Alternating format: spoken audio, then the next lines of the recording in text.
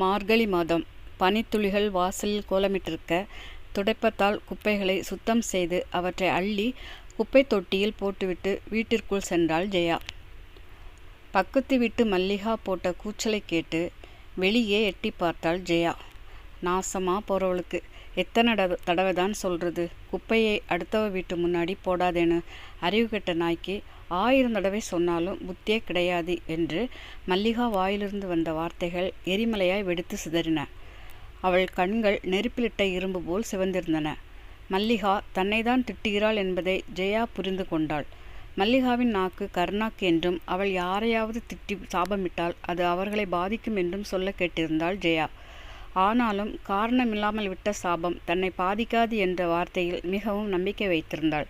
வேறு எங்கேயோ உள்ள குப்பையை காற்று அடித்து கொண்டு வந்து மல்லிகாவின் வீட்டு முன்னால் போட்டிருந்தது. ஜெயாவை திட்ட வேண்டும் என்று திட்டம் திட்டிக் கொண்டிருந்தாள் மல்லிகா. தியானம் செய்யும் பழக்கம் இருந்ததால் ஜெயாவின் மனதை மல்லிகாவின் வார்த்தைகள் பாதிக்கவில்லை.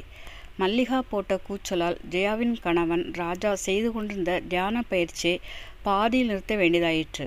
அவன் ஜெயாவிடம் மல்லிகாவோடு பழகவும் வேண்டாம், பகைக்கவும் வேண்டாம் என்று கூறியிருந்தான்.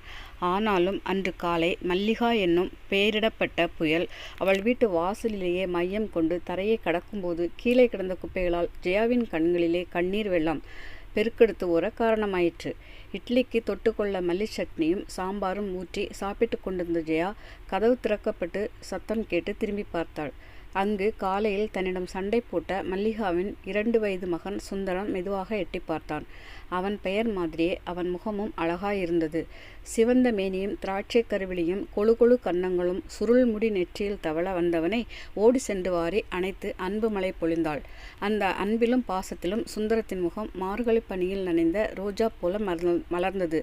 அவனது பொக்கைவாய் சிரிப்பை பார்த்து ரசித்த ஜெயா இட்லியை எடுத்து மெதுவாக அவன் வாயில் ஊட்டினாள். அப்பொழுது ஜெயாவின் உள்ளத்தில் ஏற்பட்ட பாச உணர்வுகளின் சிலிர்ப்பு தூய்மையான தாய்மையின் அன்பை வெளிப்படுத்தியது. அப்பொழுது அவன் கண்களிலிருந்து ஆனந்த கண்ணீரும் அழுகையின் கண்ணீரும் மாறி மாறி வடிந்தது. மடியில் வைத்து கொஞ்ச தனக்கு ஒரு குழந்தையை ஆண்டவர் சீக்கிரம் கொடுப்பார் என்ற நம்பிக்கை ஜெயாவிற்கு அதிகமாக இருந்தது. மகிழ்ச்சி வெள்ளத்தில் துள்ளிய சுந்தரத்தின் சிரிப்பு சத்தம் கேட்டு ஜெயா வீட்டினுள் எட்டி பார்த்தாள் மல்லிகா. அடுத்த வினாடியே போதை தலைக்கேறிய குடிகாரன் கத்துவது போல கத்தத் தொடங்கினாள். எல்லாம் சுந்தரம், வெளியே வா நாயே, இங்கன தானெல்லாம் விளையாடிட்டு இருந்த, அவள் வீட்டுக்கு ஏண்டா போன? பிள்ளைக்கு எப்படி சாப்பாடு கொடுக்கணும்னு பெத்தவளுக்கு தெரியாதபடி உன்னோட எச்சு சொத்தை திங்கவா நான் பிள்ளை பெற்று வச்சிருக்கேன்? ஏண்டா கண்டவ வீடு இல்லையாம் போய் பிச்சை எடுத்து தின்னுக்கிட்டு என் மானத்தை வாங்குறியடா? என் உயிரை வாங்குறதுக்குன்னே என் வயத்தில் வந்து பிறந்த சனியனை இவ்வளோ கூப்பிட்டும் நீ வெளியே வராமல் அங்கே என்னடா பண்ணிகிட்ருக்க என்று சொல்லிக்கொண்டே முதுகில் ஓங்கி ஒரு அடி கொடுத்தாள். வலி தாங்காமல் அழுத சுந்தரம் தடுமாறிய போது தாங்கி பிடித்த ஜெயாவை வார்த்தைகளால் காயப்படுத்தினாள் மல்லிகா. என் பிள்ளையை தொடாதடி, நீ தொட்டாலே என் பிள்ளைக்கு ஏதாவது வந்துட போகுது. இப்போ சொல்கிறேன்டி, இந்த உலகத்தில் 7 அதிசயம்தான் உண்டுன்னு சொல்லுவாங்க. உன் வயிற்றில் ஒரு குழந்தை உண்டாச்சுன்னா அது தாண்டி 8வது அதிசயம். உன் மூஞ்சில் முழிக்கிறதே பாவம் என்று சொல்லிக்கொண்டே வாசல் கதவை காலால் ஓங்கி சாத்தினாள். அந்த கதவு பல தடவை சுவரில் போய் மோதிய காட்சியை கண்ட ஜெயா தன் தலையை பிடித்து யாரோ சுவற்றில் மோதுவது போல உணர்ந்தாள். மனதில் ஏற்பட்ட காயத்தால் ஜெயாவுக்கு இரத்த கண்ணீர் வந்தது. ஒரு தாய்க்கு தாய்மை பற்றி இந்த அளவுக்கு இழிவாக பேச எப்படிதான் மனசு வந்ததோ என்று எண்ணி மனதில் வருந்தினாள். மல்லிகாவின் மகன் தன் வீட்டிற்கு வரும்போதே தடுத்திருந்தால் அவனுக்கு அடி விழுந்திருக்காதே என்று எண்ணினாள் ஜெயா. ஆனால் அவள் மகனை வெளியே போக சொல்வது காதில் விழுந்தால் போதும், ராட்சசியாக மாறி அவள் வாயிலிருந்து வரும் வார்த்தைகளை கற்பனை செய்து கூட பார்க்க முடியாது. நரம்பில்லாத நாக்கு நாளும் பேசும் என்று எண்ணியபடி தனக்கு சீக்கிரம் ஒரு குழந்தை வேண்டும் என்று இறைவனிடம் வேண்டினாள். ராஜா வேலை முடிந்து வந்ததும் நடந்தவற்றை சொன்னாள் ஜெயா. நிச்சயமாக நாம் கேட்கிற காரியம் கிடைக்கும், அதனால் நிச்சயமாக நல்ல வழி பிறக்கும் என்ற ராஜாவின் ஆறுதலான வார்த்தைகள் ஜெயாவின் காதுகளில் தேனாய் பாய்ந்தது. குழந்தை இல்லையே என்ற ஏக்கம் தன் உடலையும் உள்ளத்தையும் பாதிக்காதவாறு தினமும் தியானம் செய்ய பழகி கொண்டாள் மல்லிகா. இது எம்பு ஜெயாவின் இதயத்தில் ஈட்டியாய் பாய்ந்து ஏற்படுத்திய காயத்திற்கு மருந்தாக அமைந்தன ராஜாவின் அன்பான வார்த்தைகள். நாட்கள் பல ஒன்று சேர்ந்து மாதங்களை உருவாக்கின. மாதங்கள் பல வருடங்களாக உருவாக்கின. இருவரின் வேண்டுதலும் இறையருள் ஒன்று சேர்ந்து புது ஜீவன் ஒன்றை உருவாக்கின. ஆம், ஜெயாவின் வயிற்றில் புதிய உயிர் பூ ஒன்று பூத்திருந்ததை அவளால் உணர முடிந்தது. இருவரும் அடைந்த மகிழ்ச்சிக்கு அளவே இல்லை. இந்த சந்தோஷமான காரியத்துக்காக உள்ளத்தின் ஆழத்திலிருந்து இறைவனுக்கு நன்றி சொன்னார்கள்.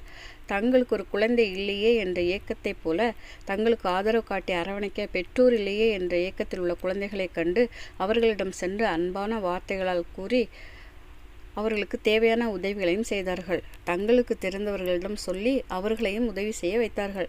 மாதங்கள் பல உருண்டோடின. ஒவ்வொரு மாதமும் ஆஸ்பத்திரியில் பரிசோதனை செய்து கொண்டாள் ஜெயா.